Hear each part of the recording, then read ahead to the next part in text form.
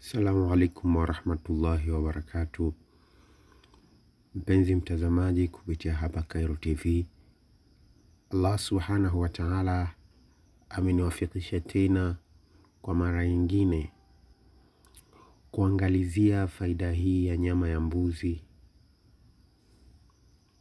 Nyama ya mbuzi ina faida nyingi, lakini hapa Allah amenijalia nizitaje chache katika hizo ambazo mimi nazifahamu. Mpenzi mtazamaji, kabla ya yote ni kuombe usisahau kusubscribe, kucomment, kulike na kushare ili uwe wa kwanza kupata video zote zinazotoka kupitia hapa Khairo TV. Mpenzi mtazamaji, usisahau kumsalia Mtume Muhammad sallallahu alayhi wasallam. Pia kumuomba Allah subhanahu wa ta'ala atusamee na wasamee maiti wetu wote. Mpenzi mtazamaji, usisahau kumuomba Allah subhanahu wa ta'ala atujalie mwisho mwema.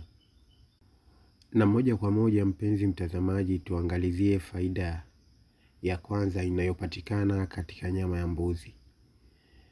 Ikiwa mwili wako mwembamba umepungua na unahitajia mwili kujazia, basi pendelea sana kula nyama hii ya mbuzi, kwani kwa hakika ina faida ya kunenepesha kwa haraka. Lakini pia faida nyingine, haina tatizo kwa mtu ambaye ana matatizo ya tumbo. Yaani haileti matatizo kwa yule ambaye ana matatizo kwenye tumbo lake. Pia mpenzi mtazamaji, ukijizoesha kula nyama ya mbuzi, uoni wako wa kuona mbali huongezeka, kwani nyama ya mbuzi huboresha uoni wako wa kuona mbali. Nyama ya mbuzi ina vitamini na protini ya kutosha. Pia ukila nyama ya mbuzi yatosha kabisa kuwa ni chakula, hauhitaji kula chakula kingine tofauti na nyama zingine. Mpenzi mtazamaji, kwa upande wa maziwa yake mbuzi husaidia kukata kuhara au kuharisha, tofauti na maziwa ya ng'ombe.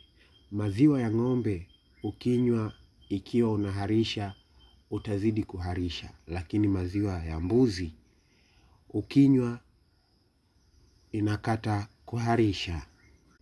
Lakini pia maziwa ya mbuzi yana kitu kinachoitwa lactose, hupatikana katika maziwa hayo ya mbuzi, na kazi yake ni kucontrol pressure. Ikiwa pressure yako haiko sawa, basi hakikisha unapendelea kunywa maziwa ya mbuzi. Lactose inasaidia kuweka sawa pressure. Pia mpenzi mtazamaji, kwa mtu yule ambaye ana ugonjwa wa kutoka majipu katika mwili wake, basi kula nyama ya mbuzi huweka sawa hali hii na kuweza kupotea kabisa hali ya kutoka majipu katika mwili wake. Mpenzi mtazamaji, baadhi ya maulama wanasema kwamba mtu ambaye anakula nyama ya mbuzi vizuri zaidi huwazidi nguvu watu zaidi ya 70.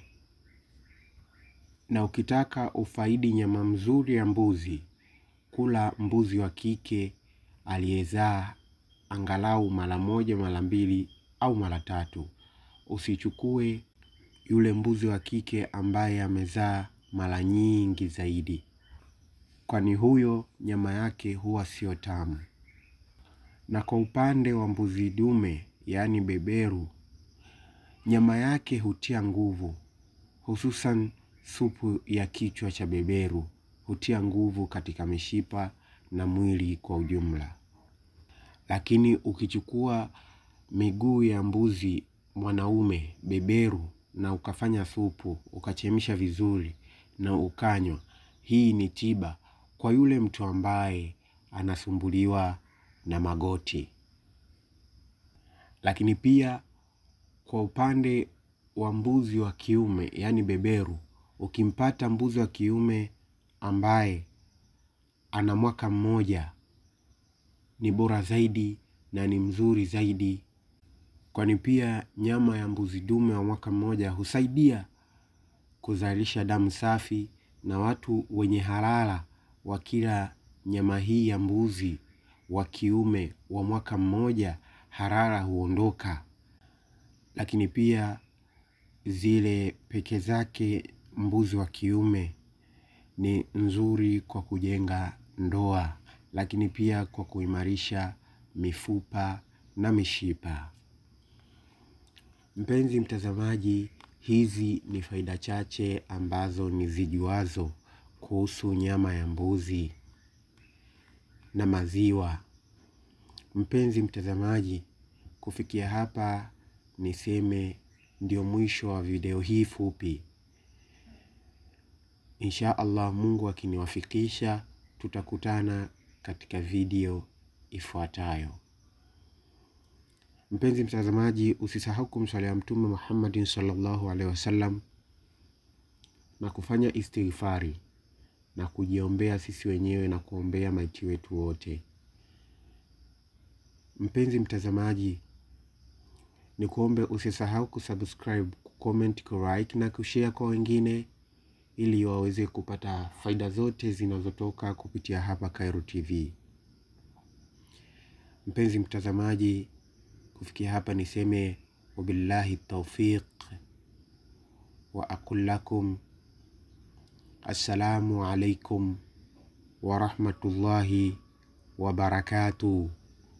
Uhibbukum bila hudud. Ma'a salama fi amanillah.